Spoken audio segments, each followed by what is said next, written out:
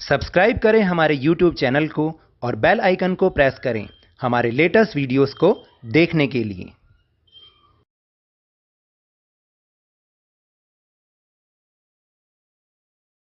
Hello and welcome to Lavneesh sir की class. आज की शिक्षा निदेशालय राष्ट्रीय राजधानी क्षेत्र दिल्ली की वर्कशीट नंबर 4 जो कि कक्षा 8वीं के विद्यार्थियों के लिए है, यह ली गई है विज्ञान विषय से और इसमें आज हम समझने वाले हैं भौतिक एवं रासायनिक परिवर्तनों को।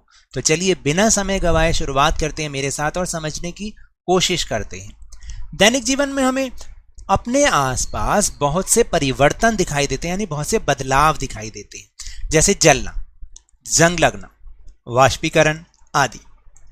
ये परिवर्तन दो प्रकार के होते हैं, भौतिक परिवर्तन और रासायनिक परिवर्तन। तो देखो हमें बहुत से परिवर्तन यानी बहुत से चेंजेस देखने को मिलते हैं ना, कि जैसे जलना यानी जब लकड़ी जल गई उसके बाद क्या हुआ, राख बन गई, परिवर्तन तो हुआ। जंग लगना यानी लोहे की चीज थी, जंग लग के उसका कलर चेंज हो गया। वाष्पीकरण यानी पानी था और वो जब उसको गर्म किया तो वो भाप बनकर उड़ गया।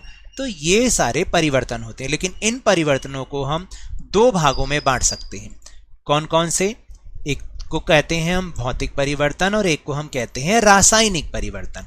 आखिर ये भौतिक परिवर्तन और रासायनिक परिवर्तन क्या होते हैं, चलिए मेरे साथ उसको जानने की कोशिश करते हैं।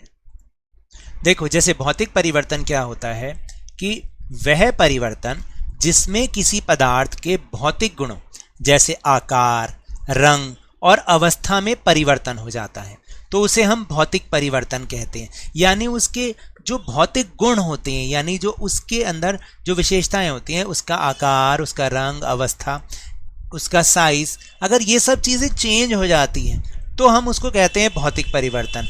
याद रखना, ऐसे परिवर्तन में कोई भी नया पदार्थ नहीं बनता है।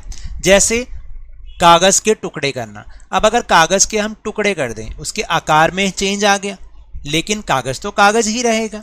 इसी तरह से जल का भाप बनना, यानी जब पानी को गर्म किया जाता है तो वो भाप बनकर उड़ने लगता है, लेकिन रहेगा तो वो जल ही, हाँ उसके आकार में, उसकी अवस्था में परिवर्तन आ गया। इसी तरह से बर्फ का पिघलना, बर्फ जब पिघल जाती है, बर्फ क्या है, जमा हुआ पानी है, लेकिन जब वो पिघल जाती है तब भी वो पानी ही रहता है। क्या कोई नई चीज बनी? नहीं बनी ना, हाँ उसके आकार, उसकी अवस्था में परिवर्तन आ गया। तो इसको हम क्या कहेंगे? भौतिक परिवर्तन। क्या कहेंगे? भौतिक परिवर्तन। याद रखना कि भौतिक परिवर्तन किसे कहते हैं। फिर इसके बाद है रासायनिक परिवर्तन।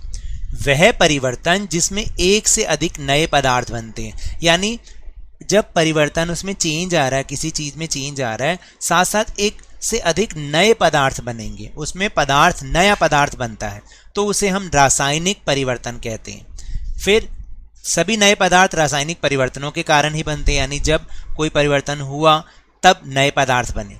नए उत्पादों के अतिरिक्त रासायनिक परिवर्तनों में निम्न घटनाएं भी हो सकती हैं, जैसे ऊष्मा अथवा प्रकाश का अवशोषित होना, ध्वनि का उत्पन्न होना, किसी गैस का बनना, रंग या गंध में परिवर्तन होना। तो कहने का मतलब ये है कि भाई जब वो परिवर्तन आ रहे हैं तो उसके साथ साथ ये घटना भी हो सकती है, उसमें से ऊष्मा निकलने लग जाए, प्रकाश निकलने लग जाए, तो ये नई चीज तो है ना। ध्वनि उत्पन्न होने लग जाए, किसी नई गैस का बनना हो जाए, या उसके रंग या गंध में परिवर्तन हो जाए, जैसे कि इस चित्र में आप देख रहे हो, जब जंग लग जाती है तो ये क्या है? ये रासायनिक परिवर्तन है। या फिर मोमबत्ती जब हमने जलाई, वो भी रासायनिक परिवर्तन है क्योंकि उसमें से ऊष्मा निकल रही है। अब हमने लकड़ी को जलाया तो उसकी राख बन जाएगी, उसमें से ऊष्मा निकलेगी। ये सारे क्या है? रासायनिक परिवर्तन है।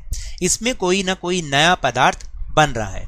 तो चलिए अब हम स्वयं को जांचने के लिए कुछ प्रश्नों का उत्तर देने का प्रयास करते हैं। तो पहला प्रश्न है कि निम्नलिखित परिवर्तनों को भौतिक अथवा रासायनिक परिवर्तन के रूप में वर्गीकृत कीजिए। यानी इनको बताना है, आपको बताना है कि ये जो नीचे परिवर्तन दिए गए हैं ये भौतिक परिवर्तन है या रासायनिक परिवर्तन है। जैसे कोयले का जलाना, भोजन का बासी या खराब होना, लकड़ी काटना, गुब्बारा फुलाना। देखिए कोयले का जलाना अभी अभी आपको बताया वो रासायनिक परिवर्तन है। भोजन का बासी या खराब भी हो जाना, क्योंकि फंगस लग के अब वो उसमें दूसरे नए पदार्थ बन रहे हैं, जब फंगी लग जाती है उसमें, तो वो रासायनिक परिवर्तन है। लकड़ी काटना, जब पेड़ से हम लकड़ी काट रहे हैं तो वो भौतिक परिवर्तन है, क्योंकि पेड़ में भी लकड़ी है और कट के भी लकड़ी ही रही। कोई नया पदार्थ तो नहीं बनाना। गुब्बारा फुलाना, भाई गुब्बारा पहले भी गुब्बारा था और फूल के भी वो गुब्बारा ही रहा, हाँ उसके आकार में परिवर्तन आ गया, ठीक है, तो इसलिए ये भी एक भौतिक परिवर्तन है। अब आपको समझ में आ रहा है कि भौतिक परिवर्तन और रासायनिक परिवर्तन क्या होते हैं। तो चलिए दूसरा प्रश्न करने का प्रयास करते हैं। दूसरा प्रश्न है कि भौतिक तथा रासायनिक परिवर्तन के बीच दो अंतर बताइए। तो पहला अंतर तो उनकी परिभाषा ही होगा कि वह परिवर्तन जिसमें एक से अधिक नए पदार्थ बनते हैं। यहां हम लिख सकते हैं वह परिवर्तन जिसमें एक से अधिक नए पदार्थ बनते हैं, उसे या उसे मत लिखो, वे रासायनिक परिवर्तन कहलाते हैं। और भौतिक परिवर्तन वह परिवर्तन जिसमें किसी पदार्थ के भौतिक गुणों जैसे आकार, रंग और अवस्था में परिवर्तन हो जाता है, तो वो भौतिक परिवर्तन कहलाता है। फिर दूसरा इसका क्या अंतर हो सकता है कि रासायनिक परिवर्तनों के कारण नए पदार्थ बनते हैं, ऐसे परिवर्तन में कोई नया पदार्थ नहीं बनता भौतिक परिवर्तन में। फिर रासायनिक परिवर्तनों में ऊष्मा अथवा प्रकाश का अवशोषित होना, ध्वनि का उत्पन्न होना ये भी हो सकता है, लेकिन ऐसे परिवर्तन में कोई नया पदार्थ यानी कुछ भी नया नहीं होता है। तो मैंने यहाँ पर आपको 3 अंतर करवा दिए। फिर उदाहरण देख लीजिए। उदाहरण, प्लास्टिक का निर्माण रासायनिक परिवर्तन है और भौतिक परिवर्तन कागज के टुकड़े करना। आप इनमें से कोई 2 अंतर लिखने हैं आपको, कोई 2 अंतर, जो मैंने तो आपको बहुत सारे लिखवा दिए, कोई 2 अंतर लिखने हैं। फिर तीसरा और अंतिम प्रश्न है कि मोमबत्ती के जलने के दौरान किस प्रकार का परिवर्तन होता है। देखिए, जब एक मोमबत्ती जलती है तो भौतिक और रासायनिक दोनों परिवर्तन होते हैं। जब भौतिक परिवर्तन होता है तो मोमबत्ती का मोम पिघल जाता है। देखो, नई चीज तो कोई नहीं बनी ना कि भाई मोमबत्ती है और पिघल के भी वो मोम ही है, क्योंकि मोमबत्ती में भी मोम है। फिर ठंडा होने पर मोम फिर से ठोस मोम में बदल जाता है, तो ये तो हुआ भौतिक परिवर्तन।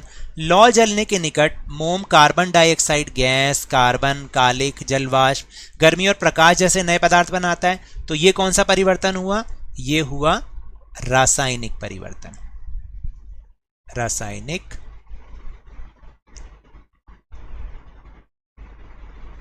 परिवर्तन, ठीक है। तो दोनों परिवर्तन मोमबत्ती के जलने पर होते हैं। जब वो जल के उसका मोम पिघलता है तो भौतिक परिवर्तन, और जब नई चीज बन रही है तो रासायनिक परिवर्तन। तो ये तो थी आज की वर्कशीट। अगर मेरे इस तरह समझाने से अब आपको थोड़ा थोड़ा समझ आ रहा है या फिर समझ में आने लगा है, तो इस चैनल को ज़्यादा से ज़्यादा सब्सक्राइब कीजिए, लाइक कीजिए और बहुत ज़्यादा शेयर कीजिए और जल्दी से 50K यानी कि 50,000 तक पहुंचा दीजिए। लेकिन याद रखिएगा, कोरोना तो अभी भी फैल रहा है, तो बाहर जाते समय मास्क अवश्य लगाएं और जब भी आपकी बारी आए इसका टीकाकरण अवश्य कराएं, क्योंकि कोरोना को हराना है और जिंदगी को एक बार फिर से सुहाना बनाना है। इसी उम्मीद के साथ बहुत बहुत धन्यवाद।